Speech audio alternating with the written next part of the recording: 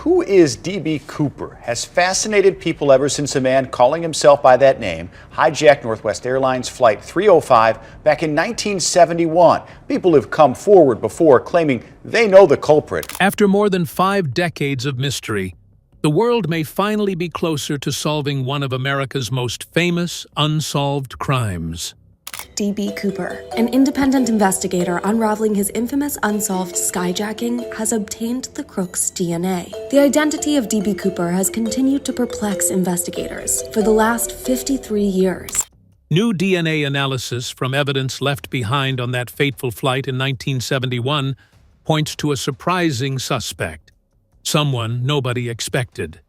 Decades of theories, suspects, and wild guesses could finally be challenged.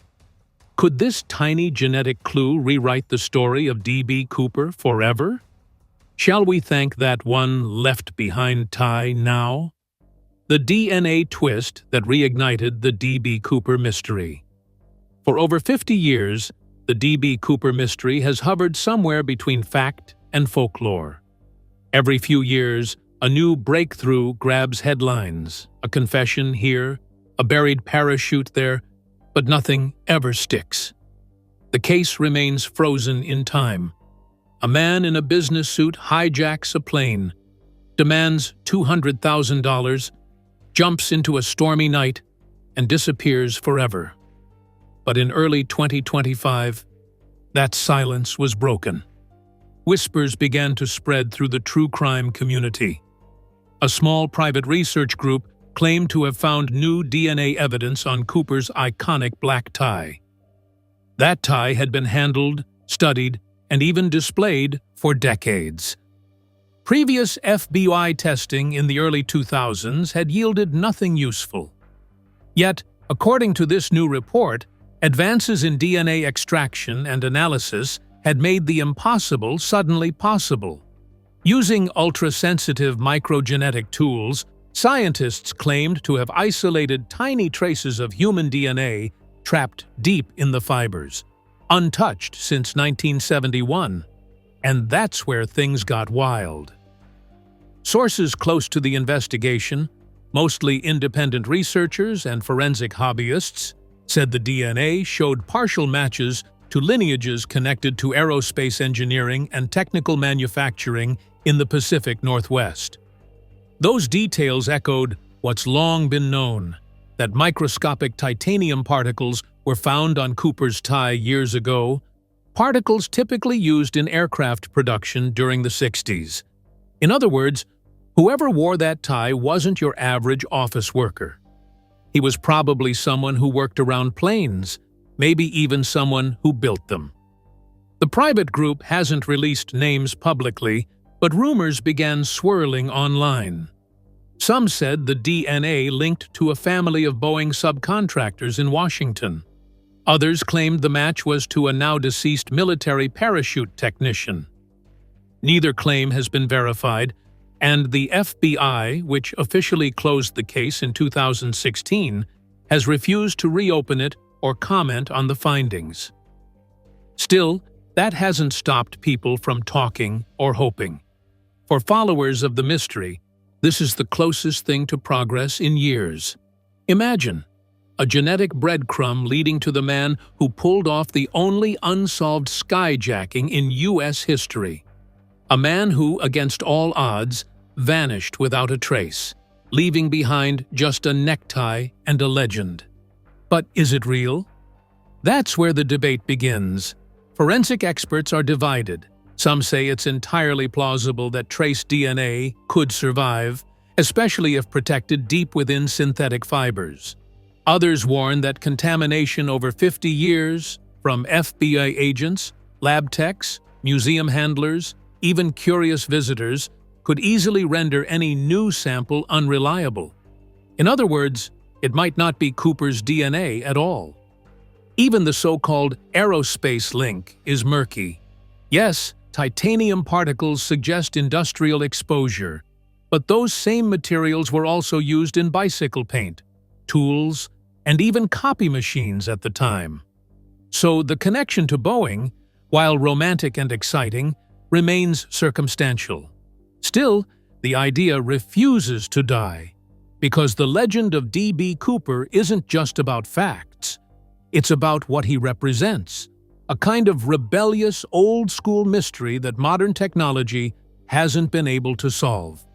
One name even leaked briefly online before being quietly deleted. An engineer who once worked for Boeing and disappeared in the late 70s. No proof ever surfaced, but for a few days, the internet lit up with the idea that this could be the man. Then, like every Cooper lead before it, the story went quiet again. But not dead. Never dead. Even some retired FBI agents admit it's hard to let go. One former investigator, speaking anonymously, said, "Every few years, someone comes forward with something, a photo, a map, a name, a sample. You start to think, maybe this time, and then it slips away again. But the chase beat is part of the legend now." Was Cooper a Boeing engineer who turned his knowledge of planes into the perfect escape plan? Was he a skilled parachutist with nothing left to lose? Or was he, as some now suspect, just an ordinary man who got incredibly lucky and disappeared into history? We'll get to hear more theories in a few. For now, let's remember how everything started 53 years back. Perhaps you'll get to draw your own speculation once you heard Cooper's unbelievable mission. Flight 305, the beginning of a legend, November 24th, 1971. It was Thanksgiving Eve. While most Americans were thinking about turkey and pumpkin pie, one man in a black suit, skinny tie, and dark sunglasses was about to make history. He wasn't famous, he wasn't wealthy, and, as far as anyone knew, he wasn't dangerous. He looked like the kind of guy you'd pass in an airport and forget 5 seconds later. But that night, he'd become the stuff of legend. He bought a ticket at Portland International Airport, cash, one way, for Northwest Orient Airlines Flight 305 bound for Seattle. The ticket clerk barely noticed him. Back then, air travel was casual. No TSA lines, no body scanners, no plastic baggies for your liquids. People could stroll onto a plane with a smile and a boarding pass. And that's exactly what this man did. His ticket said, Dan Cooper. Once on board, he picked a seat near the back, 18C. He ordered a bourbon and soda, lit a cigarette, yes, you could do that back then, and blended in like a business traveler winding down. The flight attendants remembered him as calm, polite, even a little charming. Nothing about him screamed criminal mastermind. But tucked in his briefcase was something that would change aviation forever. Not long after takeoff, he slipped a note to one of the flight attendants, Florence Schaffner. At first, she thought he was just another guy hitting on her. She slid the note into her pocket without reading it. That's when Cooper leaned in and whispered, "Miss, you'd better look at that note. I have a bomb." Her world flipped upside down. Inside the note, written in neat all-caps letters, was his demand. $200,000 in cash, 4 parachutes, and a fuel truck ready in Seattle to refill the plane for his getaway. Oh, and no funny business or else. To prove he wasn't bluffing, he cracked open the briefcase just enough to show her wires, red sticks, and what looked like dynamite. What happened next played out like a movie script. The pilots notified air traffic control, the airline scrambled to meet his demands, and the passengers? They had no idea they were in the middle of a hijacking. Cooper made sure of it. He told the crew to stay calm, keep everyone comfortable, and act normal. Imagine being on that flight, thinking you're just 30 minutes away from Seattle, maybe planning your holiday meal, while right behind you, a man is planning one of the boldest escapes in history. By the time the plane landed in Seattle, Cooper's plan was in motion. Authorities delivered the money and parachutes on the tarmac, and in exchange, the passengers were quietly released. Not one of them had a clue what had really gone down. But the crew, they were still his hostages. Cooper had new instructions. Take off again. Head south toward Mexico City. Fly low, keep the speed slow, and don't try anything clever. The pilots followed orders, and somewhere over the dense forests of Washington state, in the middle of a rainstorm, D.B. Cooper did the unthinkable. He strapped on a parachute, tied the ransom money to himself, lowered the rear stairs of the 727, and jumped into the night. No chase cars, no helicopters, no GPS, just a man and a bag of cash, vanishing into the storm. And here's the kicker. No one has ever seen him since. Who pulls off a stunt straight out of a James Bond movie and actually gets away with it? And the wild part? This one wasn't fiction at all. Into the thin air. Here's the funny thing about D.B. Cooper. Nobody actually named him D.B. When the story first broke, reporters rushed to cover it, and somewhere in the mix, a simple typo transformed Dan Cooper, the name on the ticket, into D.B. Cooper. The mistake stuck like glue, and the legend was born. To this day, he's known by initials that were never really his. That little slip-up is kind of perfect, though, isn't it? Because this entire case is built on missteps, half-truths, and blanks that no one has ever been able to fill.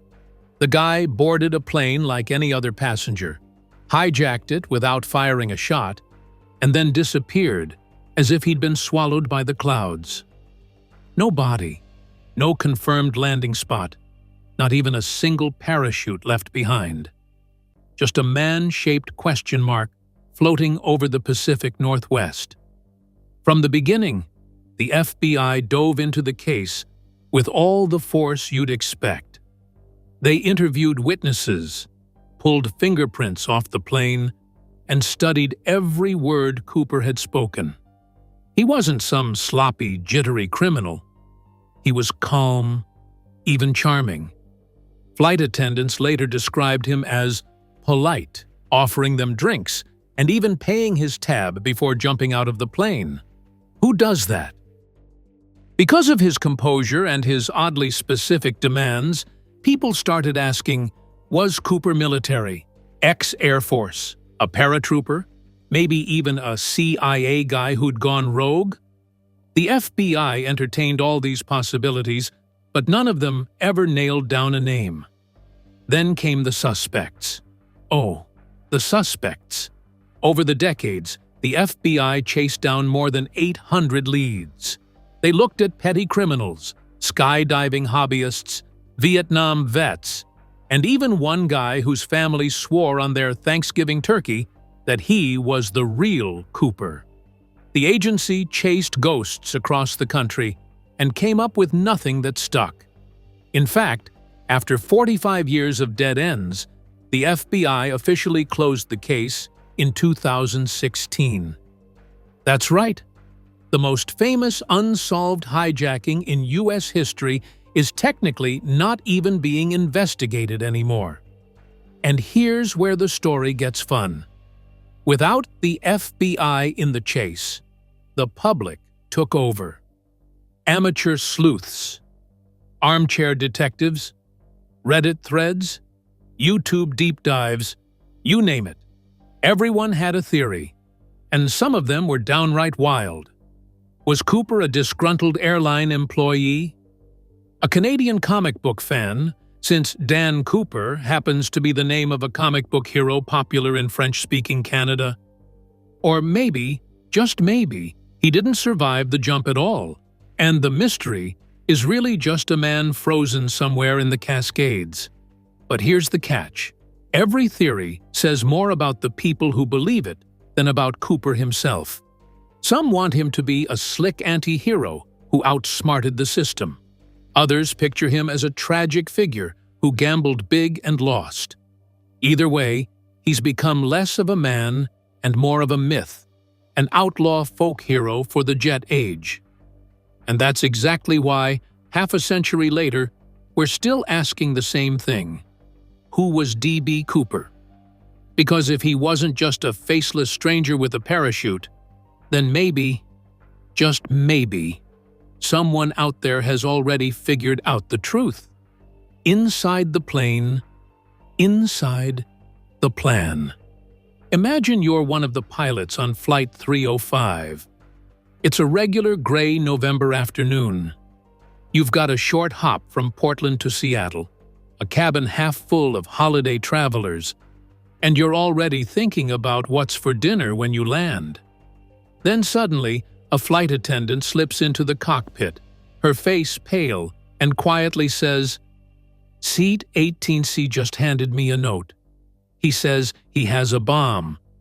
Yeah, not exactly the kind of message you want at cruising altitude. This is where the whole thing takes on a surreal, almost movie-like quality. Because the pilots weren't just sitting there thinking, "Oh, it's another passenger complaint." No, within minutes, they were negotiating directly with a hijacker who seemed to know exactly what to ask for. $200,000 in unmarked bills, 4 parachutes, and a fuel truck waiting in Seattle. It wasn't just a random demand. It was like he had studied the playbook. And that's what makes Cooper fascinating. On the surface, his plan looked kind of brilliant. He picked Thanksgiving weekend, when airports were slammed and security was practically non-existent. Remember, this was before metal detectors became standard. He asked for an amount of money that banks could reasonably gather quickly, not too much to stall, but enough to make headlines. And the parachutes? Genius move. By asking for 4, he planted the idea that maybe he'd take a hostage with him, which meant the FBI couldn't sabotage the gear without risking innocent lives. That's straight-up chess thinking. Now picture this from the pilot's view. They land in Seattle. The passengers are quietly let off, still believing it's just a mechanical delay. Meanwhile, on the tarmac, they're watching as money and parachutes are loaded on, and they're being told, "Get ready to fly this guy south toward Mexico City." Oh, and one more thing. He insists they keep the plane at 10,000 feet. Flaps down. Flying low and slow. Any pilot will tell you, that's not exactly smooth cruising, it's bumpy, noisy, and unnatural for a jetliner. And then comes the weirdest request of all. The rear staircase has to be lowered mid-flight. Now, unless you're really familiar with the Boeing 727, that's not something the average passenger would even think of. But Cooper knew it was possible. He had clearly done his homework, or at least knew someone who had. From the cockpit, the crew is sweating bullets. They don't know if this guy is military, a madman, or just lucky. All they know is that at some point, he's going to walk back there, open the stairs, and vanish into the night. Here's where the brilliant plan starts looking less perfect, though, because while Cooper had the confidence of a man who believed he'd thought of everything, nature doesn't play by your rules. It was cold that night, around 30 degrees Fahrenheit, with rain and wind gusts whipping through the Pacific Northwest. He was wearing a suit and loafers, not exactly tactical gear. No helmet, no altimeter, no night vision. Just a parachute, a bag of cash, and nerves of steel. Think about that jump, 10,000 feet in the pitch black, over dense forest, not knowing exactly where you are because navigation wasn't GPS precise back then. You could land in trees, in a river, on rocks. Heck, you could get tangled midair and never even hit the ground alive. If this was Ocean's 11, it was the part of the movie where the heist crew suddenly realizes, oh, this might not go the way we planned. And yet, Cooper went through with it. The pilots felt the pressure drop when the stairs lowered, heard the rush of wind, and then nothing. By the time they landed, all that was left was an empty cabin, a missing hijacker, and the biggest question in aviation history. Here's the kicker, though. Looking back, was Cooper a criminal mastermind or just a desperate man gambling with his life?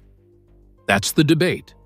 On one hand, he nailed the setup, the timing, the demands, the psychology. On the other hand, he jumped into some of the worst possible conditions with no survival equipment. That's either supreme confidence or supreme recklessness. Dan Grider, being a pilot himself, loves breaking down this exact piece of the puzzle. To him, the details scream that Cooper wasn't just some lucky guy, he had aviation knowledge, maybe even military parachute training. The altitude, the plane choice, the stairs, all of it points to someone who had studied planes closely. But was that enough to keep him alive after the leap? That's where the debate gets juicy, because the truth is, Cooper's plan might have been clever enough to get him off the plane, but whether it got him through the night is another story entirely. Decades of mystery have sparked countless theories and suspects, some plausible, some outright bizarre. Who was the man behind the mask? And could any of these wild ideas actually be true? Suspects, secrets, and speculation. If there's one thing the D.B. Cooper case never lacked, it was suspects. Over the years, more than 800 people were investigated, interrogated, or casually accused of being the man who jumped into legend. Some suspects seemed plausible. Others, well, let's just say they were more entertaining than realistic. Either way, each one added another layer to the myth. Let's start with the obvious ones, the men who actually looked and acted the part. One of the earliest suspects was Richard Floyd McCoy, a former Army Green Beret who, just months after the Cooper hijacking, pulled off an almost identical crime. He hijacked a plane, demanded $500,000, and parachuted out just like Cooper had. McCoy was caught, with the money still stuffed into a pillowcase, no less, and sentenced to prison. Naturally, people wondered if he could have been Cooper all along, pulling off the ultimate repeat performance. But here's the problem. McCoy didn't match the physical description. Witnesses said Cooper was in his mid-40s. McCoy was in his 20s. Unless Cooper had a time machine, McCoy was more of a copycat than the real deal. Then there was Kenneth Christensen, a former paratrooper and Northwest Airlines employee. On paper, this guy looked promising. He had the aviation background, the parachuting skills, and even the right kind of quiet, reserved personality. His brother later claimed Kenneth confessed on his deathbed, saying something cryptic like, "There is something you should know, but I cannot tell you." Sounds spooky, right? But when investigators dug deeper, there wasn't much else to link him. No money, no hard evidence, just a lot of coincidences and a family eager to connect dots. Another favorite was Dwayne Weber. His wife claimed that before he died, Weber muttered, "I'm Dan Cooper." Naturally, that kind of deathbed drama was too good for reporters to ignore. His wife later said he had nightmares about leaving fingerprints on a plane, and he'd once injured his leg in a way that matched the possibility of a rough parachute landing. But again, the evidence didn't line up. It was like trying to complete a puzzle when half the pieces belonged to another box.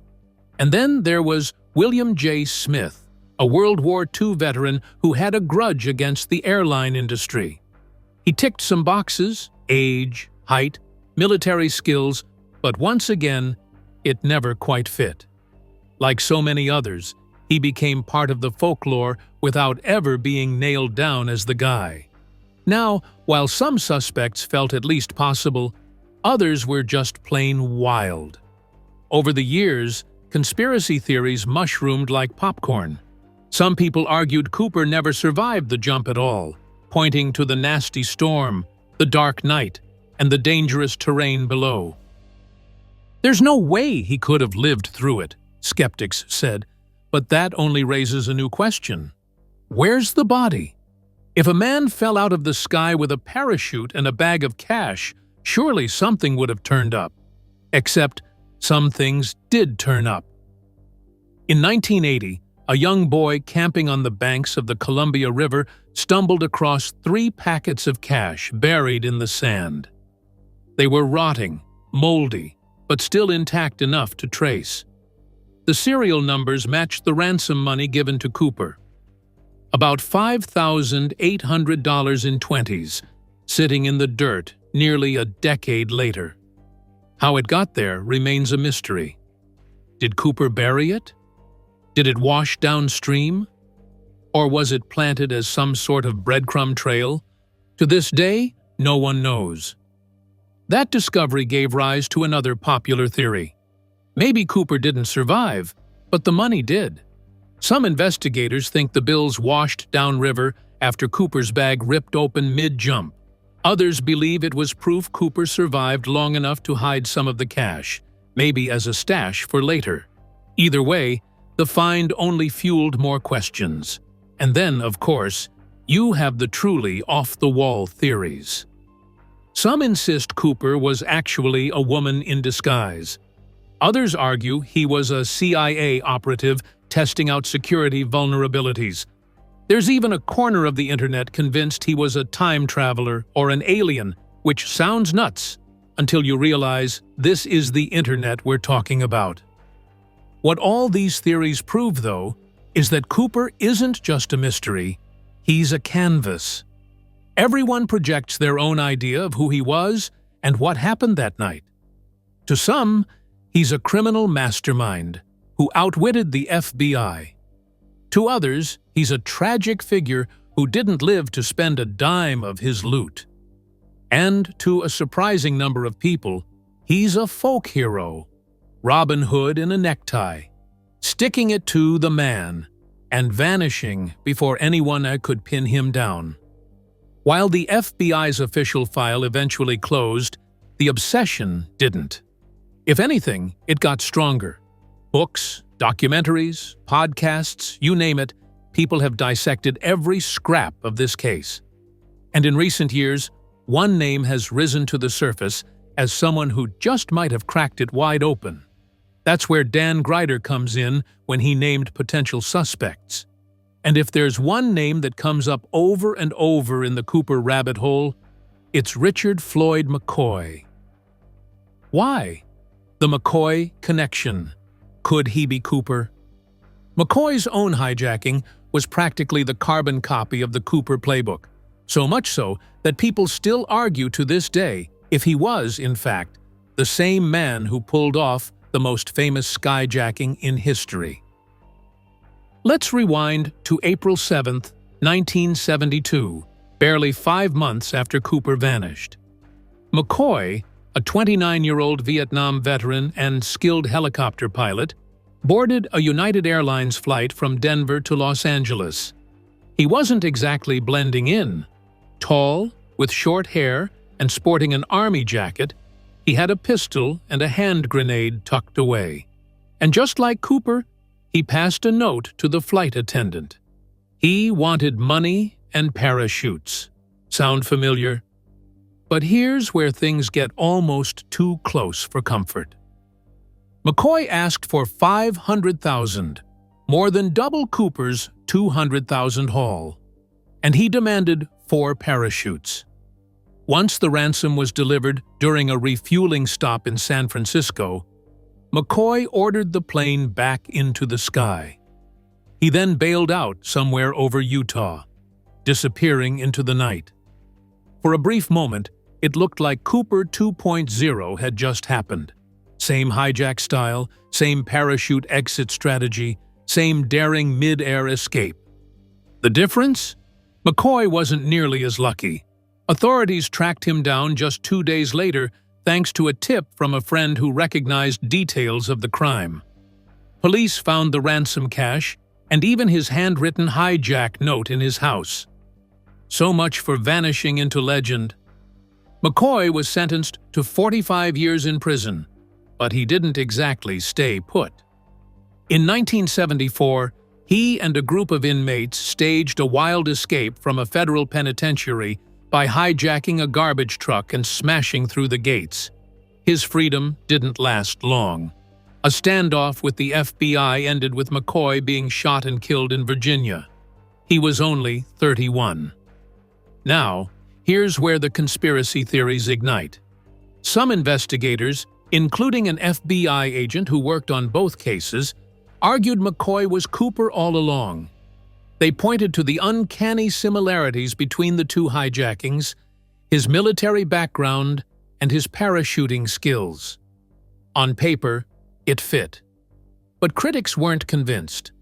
For one thing, McCoy was only 29 at the time of Cooper's jump, and witnesses consistently described Cooper as being in his 40s. McCoy also looked different, shorter hair, thinner face, and not quite the chain-smoking, bourbon-sipping character the stewardesses remembered. Plus, the FBI was adamant. While McCoy was a copycat, he wasn't Cooper. Still, for many amateur sleuths, McCoy remains one of the strongest suspects. After all, if someone manages to hijack a plane, demand parachutes, and vanish into the night twice, isn't that at least worth raising an eyebrow? Maybe McCoy was a student who learned from Cooper, or maybe Cooper himself was McCoy, perfecting his craft. Either way, the eerie similarities keep his name permanently stamped in the D.B. Cooper saga. Here's the thing. If McCoy really wasn't Cooper, then the world somehow produced two men crazy enough to leap out of airplanes with millions on the line, which might just make the mystery even weirder. The Cooper media obsession. Here's the thing about D.B. Cooper. He's not just a hijacker anymore, he's a legend. Pop culture has polished him into this slick anti-hero. A guy in a sharp suit, sipping bourbon, coolly slipping on a parachute like James Bond before disappearing into the night. He's been the subject of songs, books, documentaries, and even cheeky references in shows like Loki. Cooper isn't remembered as a criminal. He's remembered as the guy who beat the system. But Dan Greider's research throws cold water on that fantasy. According to him, the real Cooper wasn't some debonair sky pirate with movie star swagger. He was, well, kind of ordinary. A man with aviation knowledge, sure. A man with nerves, definitely. But glamorous? Charismatic? Not so much. Greider paints a picture of someone practical, maybe even a little rough around the edges, who managed to pull off the jump not because he was larger than life, but because he was willing to take a reckless chance. And honestly, that's where things get uncomfortable. We don't want D.B. Cooper to be ordinary. We want him to be the outlaw hero who stuck it to the man, pocketed the cash, and lived happily ever after on some tropical beach. The myth is exciting. The myth sells. The reality, that Cooper might have been a fairly unremarkable guy whose biggest moment was one daring stunt, isn't nearly as sexy. But maybe that's the point. Greider's hard facts challenge us to separate the legend from the man. Because myths are fun, but history is messy. And the messy version is usually the truth. Cooper probably didn't land gracefully and stroll off with a grin. If he survived at all, it was cold, wet, and miserable. He wasn't a Bond villain or a Robin Hood. He was just a guy who hijacked a plane and got away with it, at least for a while. New DNA investigation efforts emerged, but still, no one knows who D.B. Cooper really is. Subscribe to the channel for more truthful stories like this.